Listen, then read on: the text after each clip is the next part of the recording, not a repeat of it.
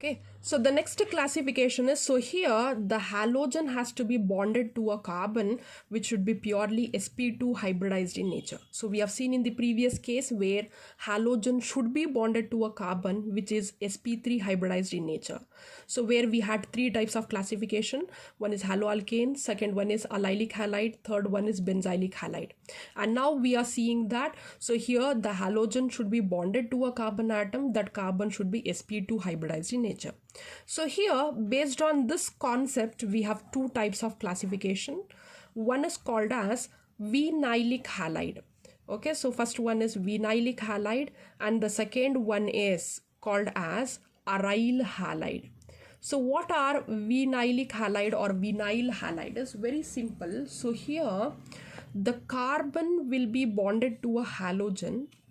The carbon to which the halogen is bonded should be sp2 hybridized, and we know from our first year concept that the double bond will happen between two carbon atoms. So therefore directly I should write two carbon with a double bond. So this itself is a skeletal structure for the vinylic halide. Now let us write this structure based on the concept. So halogen is bonded to a carbon which has three bonds here, so write one hydrogen. So followed by double bond, then again write carbon with a two hydrogen. So this itself is called as vinylic halide. If I have to write a bond line representation for vinylic halide, I can write like this. So this will be a double bond which is present between two carbon atom, and this carbon will be bonded to a halogen atom, because you should know bond line representations also.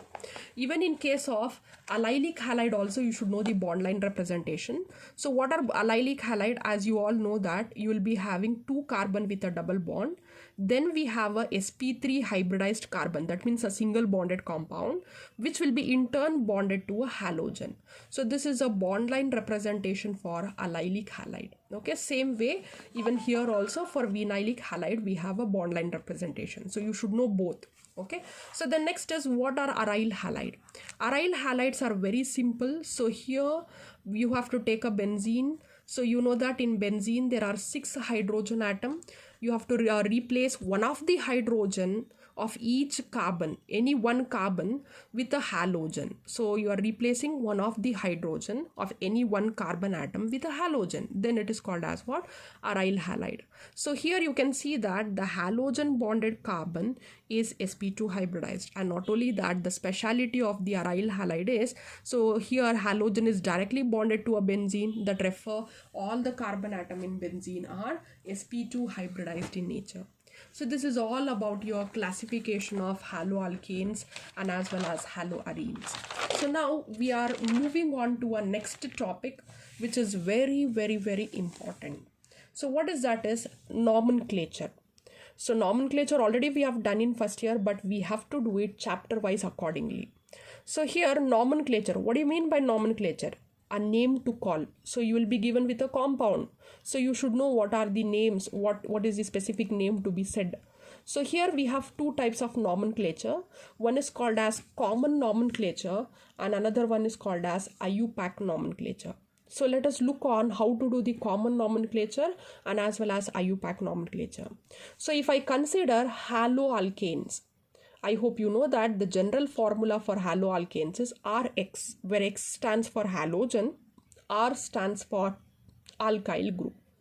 So if I have to give a common name, I have to tell it as alkyl halide. Very simple. The first part is alkyl group and the later part is a halogen. So we'll be writing as alkyl halide. If it is IUPAC nomenclature, so you have to take a halogen as a prefix part, and the later part will be a alkane. So therefore it will be a haloalkane. So like this, we'll move on with the examples and we'll see how to do the nomenclature.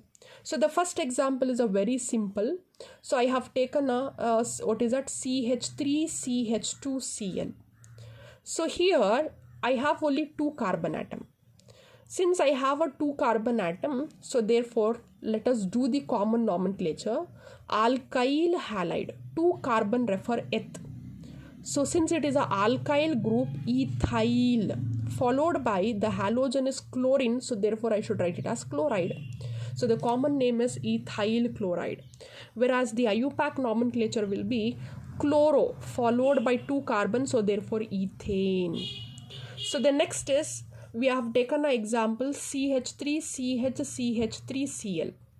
So here, why did I take this is because here we are using a prefix called as iso.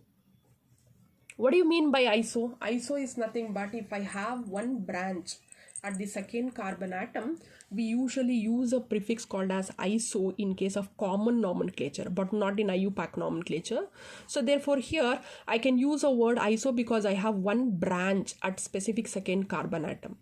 So there are total 3 carbon, so it will become a propyl followed by chloride group. So therefore isopropyl chloride will be the common nomenclature. Whereas for IUPAC nomenclature, we have to do the numbering. So you can do the numbering from left to right or right to left. It will remain same. So I have given the numbering from left to right, and the halogen position happens to be second. There are 3 total carbon atoms. So therefore the name will be 2-chloropropane. So this is the IUPAC name for the second compound. So the next is third compound. So in this third compound, I have total 4 carbon atom. You can see 1, 2, 3 followed by 4. So therefore here again I have one branch at second carbon. So I need to use a prefix called as iso. Then I'll take the total count of the carbon atom, which is 4 in number. So therefore I'll be writing as isobutyl followed by chlorine atom. So therefore chloride. Whereas for IUPAC nomenclature, let me tell you that. So this will be called as a parent chain. So what is a parent chain? It is a longest chain which is having a maximum number of carbon atom. And it need not be always a straight chain. So therefore here, if I start from here, 1, 2, 3, 1, 2, 3. So let me take the straight chain as a parent chain. So the left out part will behave as a substituent. That means I have one methyl group behaving as a substituent. And whenever we have a substituent, we'll be writing a prefix part. And here chlorine is also available.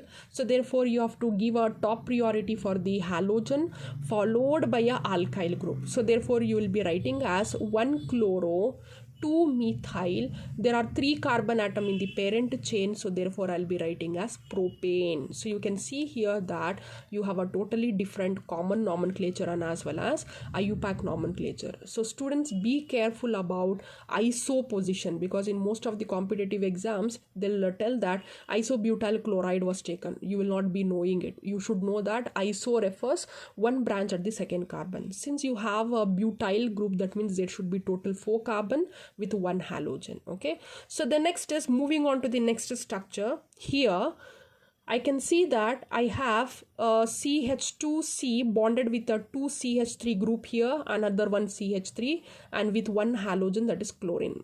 So what you can do is, first you select a parent chain for your IUPAC nomenclature.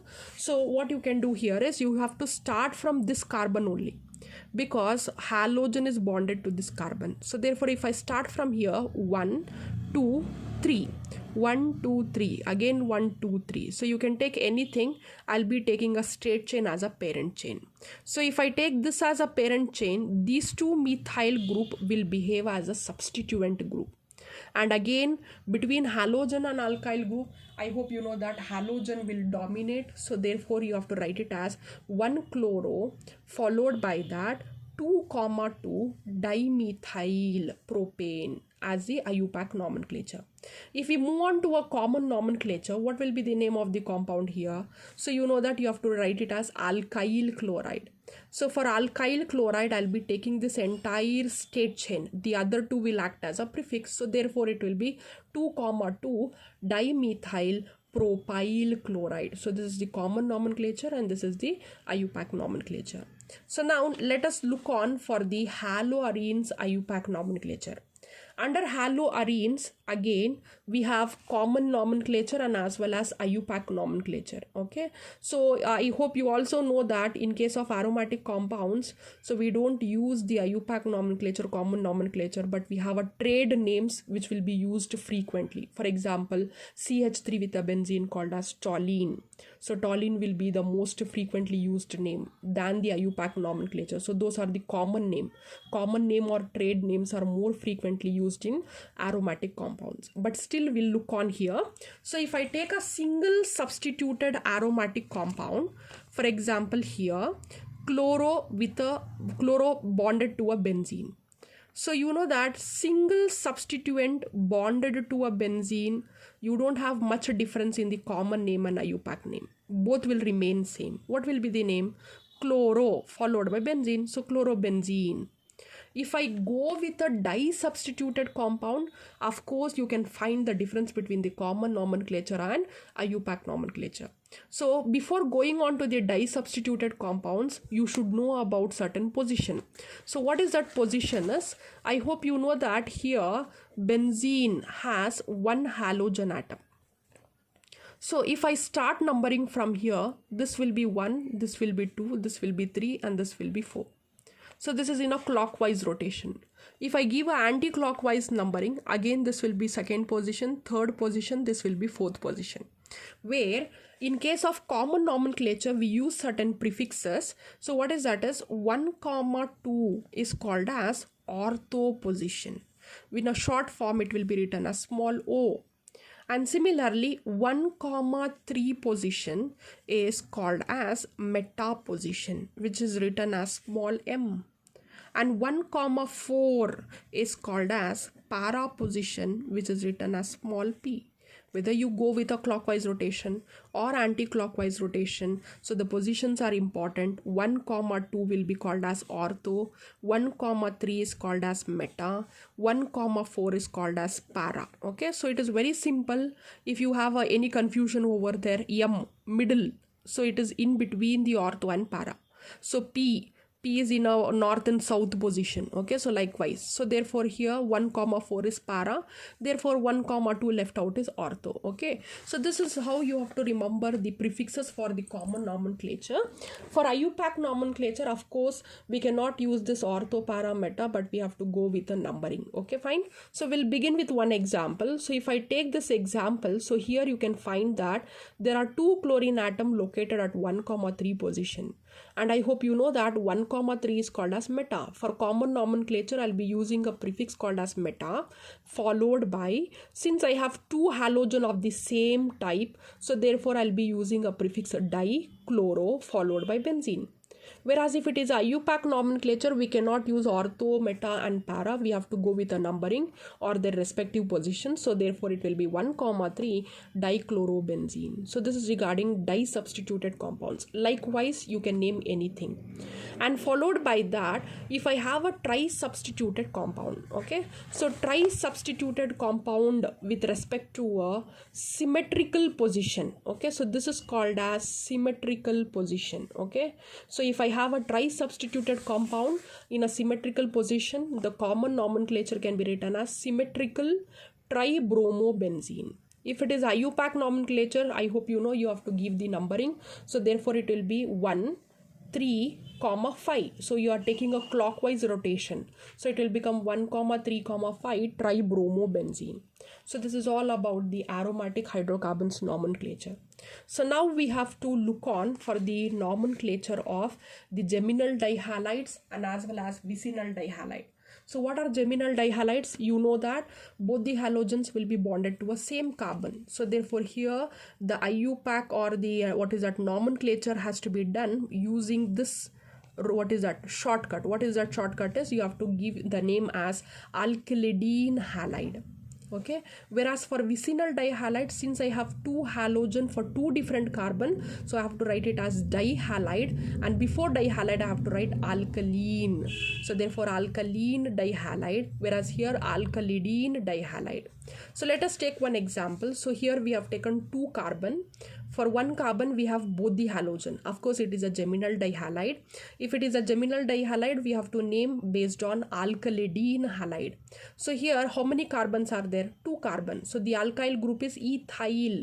So therefore ethylidene, and followed by that I have a chlorine bonded. So therefore it will be chloride. Whereas IUPAC nomenclature will be, so you have to give a numbering 1, 2. So both the halogens are bonded to a same carbon. So therefore 1, 1 dichloro followed by ethane, because I have total 2 carbon there.